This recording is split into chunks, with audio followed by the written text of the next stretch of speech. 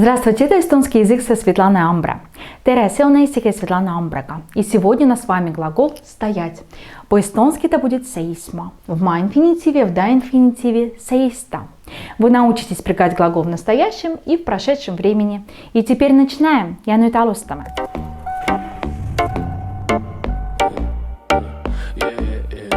Итак, глагол «стоять» в эстонском языке «seisma», «seista».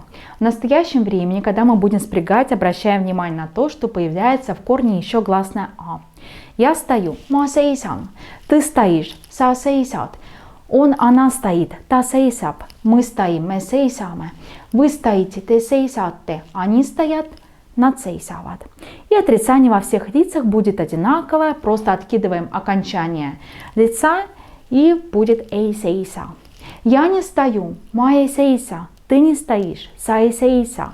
И так далее в каждом лице. Ta ei seisa, me ei seisa, te ei seisa, nad ei seisa. Väga hea. Очень хорошо. Теперь переходим к прошедшему времени. Прошедшее время минавик и спрягаем. Я стояла, ma seisin. Берем корень ма-инфинитива и добавляем признак прошедшего времени, гласное «и» в данном случае.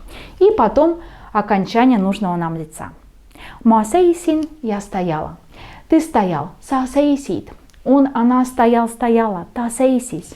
Мы стояли, me seisime. Вы стояли, te seisite. Они стояли, nad seisid. И отрицание во всех лицах будет одинаковое. Берем корень до инфинитива seis, добавляем окончание nud, окончание отрицательной формы в прошедшем времени. И таким образом у нас получается, что во всех формах в прошедшем времени будет ei seisnud. Я не стояла, ma ei seisnud. Ты не стоял, sa ei seisnud. Он, она не стоял, не стояла, ta ei seisnud. И так далее. Me ei seisnud, te ei seisnud, nad ei seisnud. Väga hea.